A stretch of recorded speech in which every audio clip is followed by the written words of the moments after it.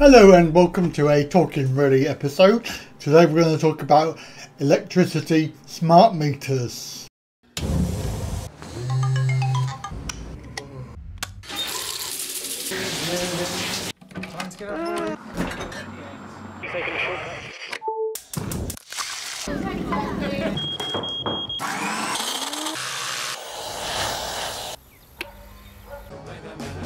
Get a smart meter. Now I watch telly, and of course you have to put up with adverts in between each program, or maybe 4 or 5 times in the actual program. So they seem to be flogging this idea that you need to have a smart meter. If you want to save electric, then get yourself a smart meter, get it installed, and you'll save money. You'll save enough money to be able to run a mobility scooter for 1,000 miles or whatever the quote is on the advert. So every year he could save enough energy to power his mobility scooter for 1,112 miles. Anyway, the adverts are really making me sick because I'm fed up of hearing about smart meters. So I did some research, and I have to tell you that smart meters are a big con as far as they will not save you money. There's only one thing that will save you money, and that is to turn off everything. Turn off all of your lights, your TV, turn it off standby, unplug all of the unnecessary things that you have turned on, and you will save money. So having a smart meter by itself will not save you money. Now there are some darker side things that you need to investigate, and I'm going to tell you about those right now. Okay, just watching Watchdog talking about smart meters. They're missing the point here, really. Yeah, as well as they being fitted badly and causing fires, in America, smart meters have been causing hundreds of fires because they've been installed in America first, and hundreds of thousands of them have had to be recalled because they've been causing fires in people's houses and there's a danger of them catching fire. But apart from that, Watchdog should make people, it's a consumer show, so they need to make consumers aware that, one, smart meters are not compulsory. Although the government want to roll them out, they're not compulsory, you don't have to have one. 2, there's health concerns. There's a lot of people in America who've had them, and they're causing them headaches, and there's research online you can see where smart meters are interfering with people's blood cells, so they're damaging people's blood cells. But that aside, basically smart meters don't save you money. For one, you do have to pay for them. The energy companies say, oh, they're free to be installed, but it's not. They put the cost onto your bill. They don't save you money because you only save money if you actually use less energy. So it's nothing to do with the smart meter. Also, basically, smart meters have got nothing to do with saving you money. It's all about making money for the energy companies, because these smart meters basically turn you and your household and your family into a data mine. They reckon that the smart meter is free. It isn't. Somebody has to pay, and you are going to pay in your bill, because even though they don't make a big thing of it, somebody has to pay for it, and certainly they're not going to pay for it. And the only reason I can see that they are flogging these smart meters is that somebody's making some money out of it. The other downfall, the other dark side of smart meters is that they have a Wi-Fi connection. Hi and welcome back to Scotty's Tech.info. I'm Scotty, my co-host Cletus. Okay, so the topic for today is smart meters. Now, everyone has heard about smart meters, of course, but usually what you hear is the fact that they're most often or sometimes wireless. And they have each smart meter forms like a 900 megahertz like wireless mesh network to communicate data back to the power company and blah blah blah. And you hear about a lot of the health effects, negative health effects usually.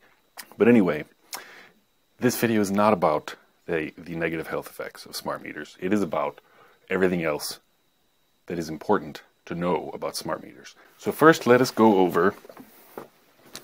Now this is I'm going to go over kind of how things work here being Europe, specifically France. So smart meters are being deployed pretty much everywhere in North America, in Europe.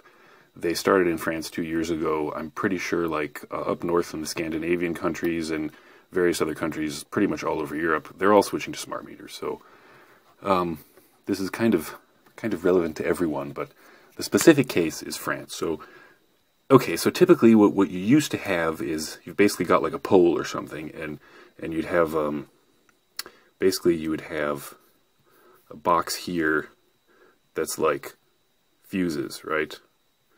That's just like fuses, and then that would be fed into your old-fashioned meter, right? In this case, it's a digital meter, but it's not a smart meter.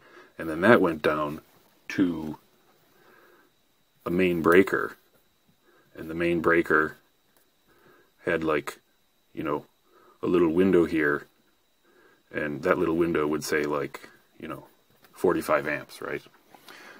So basically, this is basically to just disconnect. And then this goes to your house, of course, you know. So, all right, so we got all that. Fuses so that the power company man can disconnect all this, replace your meter or whatever. That's your meter. That's your main breaker with a current rating on it, and that goes to your house, right? Okay, so what this actually means is that basically what used to happen is your meter was just measuring, and they would come and read the power off here, right?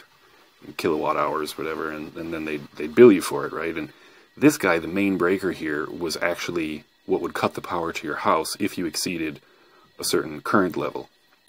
So, since we have 230 volts here, 230 volts times 45 amps gives us, in this case, you would have 10,350 watts.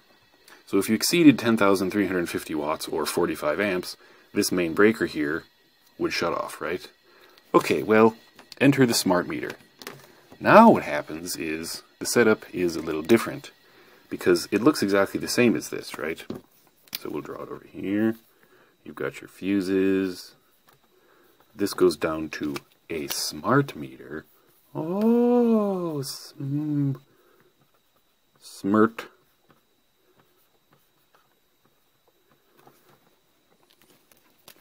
And this goes down to your main breaker with my really poorly drawn thing. And this still says 45 amps, right? And this goes down to your house. Oh, done. Okay, well, what's the problem? The problem is that in the olden days, you'd have, say, 45 amps, right? Well, that's 10,350 watts. But if you look on your subscription, your subscription to the power company, they didn't call it, oh, you're signed up for 10,350 watts. They didn't say you're signed up for 10.35 kilowatts. What they said is you're signed up for 9 kilowatts. Because these little guys here, the main breaker has like a little wheel. The guy comes, and if you get your service bumped up, he takes the cover off and he turns this wheel, and you go from 45 to, say, 55 amps or something. And then, but they don't call it the actual power, because they sort of round the numbers and say, oh, that's a 9 kilowatt service, right? Well, starting about 2 years ago, here in France anyway, what they did is instead of calling your subscription 9 kilowatts, they started calling it 9 kVA. Now this is extremely important because the old meters didn't have a breaker in them. The smart meters actually duplicate the function of this breaker here. So basically this smart meter is now programmed for 9 kVA because, well, that's what you had, right? In the past it was 45 amps. 45 times 230 volts is 10,350. If you exceeded 45 amps, this guy trips, right? If you exceeded 10,350 watts, this guy trips. With the smart meter now, this guy is basically useless, except to just turn the power off to your house. But this 45 amp limit, that doesn't matter anymore, because this smart breaker actually has a main breaker, a cutoff, built into it. So now, this 9 kVA setting is actually programmed into the smart meter. Well, what does that mean? Well, okay, first of all, a little explanation. Okay, kVA versus kilowatts. It's complicated. It's related to power factor. So, simple way of thinking about it is when you use your 1,000 watt motor, the power company on their end, you're connected through your meter, through the whole power grid, way off, you know, tons and tons of power lines, way the heck back to the power company, right? In order for your motor to consume 1,000 watts, the power company has to actually generate 1,111 watts, because the power factor of your motor, say, is 0.9, right? So 1111 times 0.9 is 1,000. And the reasons for that get all complicated. I think I described it in another video, which I'll link to down below.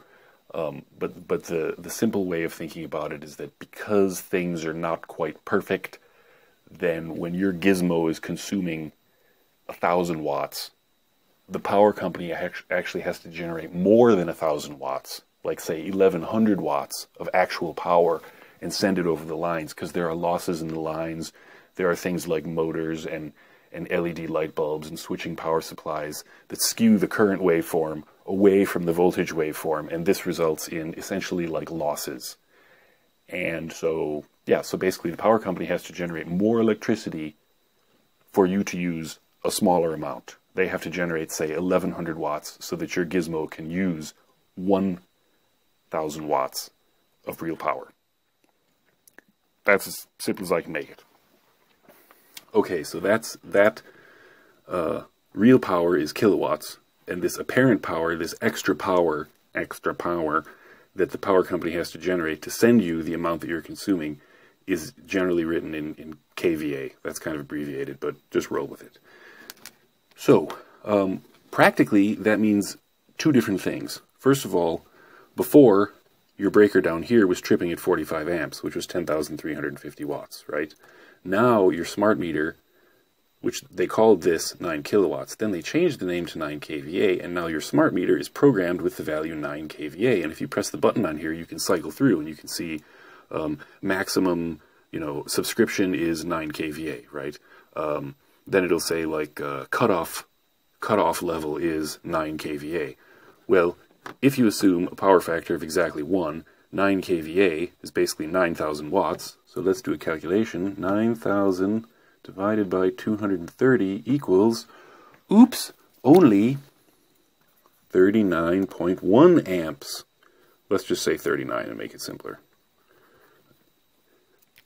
So, what that means is that your main breaker here at 45 amps, he's never going to trip anymore, because this guy is going to trip at 9 kVA, which is actually only 39 amps, assuming that the power factor is 1. And that's why all these people are complaining, because basically, in the past, they had the same hookup, but because of the sort of, the kind of imperfections in these main breakers, and because there was no smart meter, it would cut off at 45 amps. Now they got these smart meters, and they say, oh no, it's kVA, and blah, blah, blah. So essentially what you have is effectively you have a much lower amount of current that you can pull, which means, of course, everyone's breakers are tripping all the time. Their smart meter is cutting their juice off all the time, and they're having to call and say, what the hell, you know, what are you going to do? And of course they're told by the power company, oh, well, you just need to upgrade your subscription, and instead of 79 euros a month, you need to pay us 114 euros a month, and we'll fix it for you. Now, having Wi-Fi in your home is obviously something that you do with the old internet. You have the routers, and there's a whole ball game, a whole new ball game with Wi-Fi and 5G. So you need to watch the other video I'm going to make about that. But for now, just be aware that Wi-Fi in your home, you have all these radio waves coming in your house. You'll have your dangers of the radio waves. When we're exposed to EMFs, our bodies are electrical at the base level anyway. When we talk about signals that go from our brain or even at the cellular level, when we're exposed to those, what is happening, you know, even at the cellular level or a little bit bigger? Well, what's happening first of all is these holes in our cell membranes, and so that's causing calcium leakage. And calcium, it needs to be in a very narrow range in the body to do all of the things that it does. And so that's changed. The calcium inside and outside the cell is no longer in balance because of these holes, because they're leaking out. In fact, they've done autopsies on autistic kids, and their brains show all this calcium imbalance throughout their brain. And so these electromagnetic radiations are, first of all, causing those holes. Then they cause oxidation damage. And that oxidation damage, it just raises havoc at the level of the cell. It's breaking our DNA. It breaks both single and double-stranded DNA. So the difference between these radiations and nuclear ionizing, the nuclear and X-ray and all that is called ionizing, and it breaks the DNA immediately. These radiations are slower as far as breaking the DNA. They vibrate the DNA until it finally does break. It still breaks, it just takes longer. And it's all cumulative. You know, they put the lead apron on you in the dental chair because ionizing radiation is cumulative. Well, this is cumulative too. So the people who find me who are sick like I was, I became very sick from electromagnetic radiation. I'm very sensitive to it. And so by the time they find me, they are very, very sick, and they're usually been around radiation a long time, usually toxic, have some type of heavy metal poisoning or pesticides, or you know, just eating today, all the pesticides in our food. Smart meters, what they don't want you to know. I'm going to focus on 4 main areas: the safety, cost, security, and privacy, or we could say lack thereof. First, we need to understand a little bit about how smart meters work. A smart meter is a wireless communication device that communicates in a microwave frequency range, or we could say radio frequency. It's a two-way transmission device, and you can use it to track your electricity usage online. Utility companies can remotely shut on and off your electricity and your appliances when you use smart meters and or smart appliances. And smart meters are meant to replace the old-fashioned analog or dial kinds of electrical meters that are mounted on the side of your house and record your electrical usage. I'm going to focus on the downside of smart meters, and this image is a summary of the rest of my entire talk. Are smart meters safe? Let's start with that question. Well, back in the 1940s, we had the DDT is good for me campaign, where it says that exhaustive tests have shown that when properly used, DDT is a benefactor of all humanity. Well, thankfully, we know better now. In the 1950s, we had the X-ray machines in shoe stores. This is a picture of an X-ray machine that was commonplace in shoe stores across the country. You insert your feet into the bottom, it X-rays your feet, and allegedly this was supposed to help us have more accurate shoe sizing or something when you go to the shoe store. Thankfully, we know better now. And then, of course, there's the tobacco industry, where everyone from children to Santa Claus were smoking cigarettes, and we had doctors recommending that people smoke cigarettes. And we had, of course, all of the scientific evidence showing the positive effects of smoking, and dentists got in on the act recommending that people smoke cigarettes. Well, thankfully, we know better now, but it took a very long time. And what happens is there is this time lag between when a new technology or a new product is put on the market, and there's a chance for the biological sciences to actually research these new products and technologies, and for there to be enough research amassed so that there's some kind of consensus. And then it takes even longer before government can actually act on the results of the research and set regulations to protect people. Are smart meters a biohazard? The most recent study suggesting that the answer is a definitive yes was funded by the National Toxicology Program of the National Institutes of Health. It was a $25 million study that was done over a period of years, and it showed that there was a link between the type of radiation emitted from smart meters and 2 different types of cancer. The World Health Organization has classified this type of radiation as a Class 2B carcinogen in the same category as DDT, lead, asbestos, and chloroform. Would you knowingly put DDT inside your home? Health experts from over 20 countries oppose smart meters. The American Academy of Environmental Medicine has called for a moratorium on smart meters. And smart meters have been shown to interfere with pacemakers and other medical devices. Are we human guinea pigs? Well, many smart meters lack UL safety approval, and the FCC safety limits, which are the limits that so-called govern smart meters, have not been updated since 1992, and they're based on science from the 1980s. Do you think something has changed in terms of this sort of radiation in the wireless world since the 1980s? 9 countries have lower exposure limits than the United States. Lower meaning we are allowing too high of exposure limits. We're allowing too much of this radiation in. Thousands of peer-reviewed scientific studies document the biological effects of radio frequency radiation. It has a cumulative, compound, and long-term effects. This type of radiation has been linked to all kinds of very serious health effects and more subtle or mild effects as well, ranging from insomnia or memory loss to brain tumors and cardiac dysfunction, damage to our DNA, and so forth. In another study that included 10,000 households, 80% of those households showed their bills increasing after smart meters were installed. There's also been expensive delays and glitches in rollouts. There has also been inflated bills. In some instances, people have seen their electric bills double or even triple. 2,000 customers were overcharged in Dallas upon their rollout. There were 8,000 complaints of price gouging in BC when they rolled out their smart meters. 20,000 customers were overcharged in California. Here in Hawaii and in many other places, you have to pay not to have a smart meter. And some people are calling that extortion.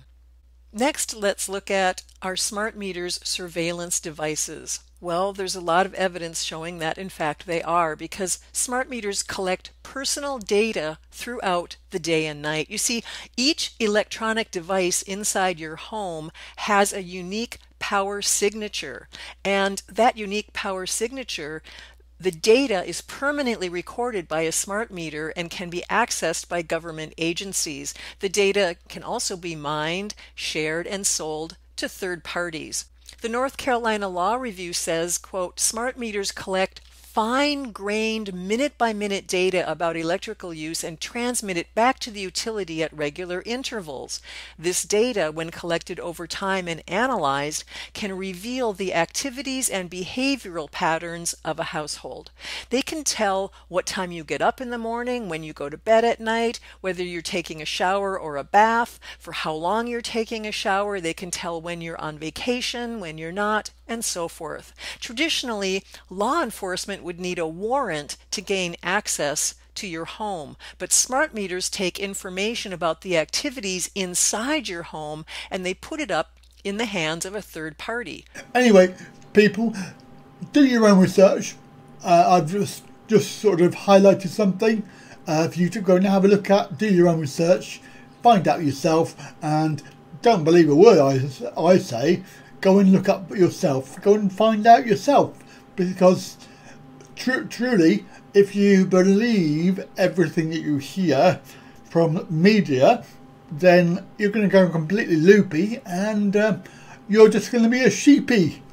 And we don't want to be a sheepy. We want to be aware, and we want to be in control of our lives. And the only way you can do that is to do your own research and make up your own mind. Right, thanks for watching, and I'll catch you again very soon. Bye for now.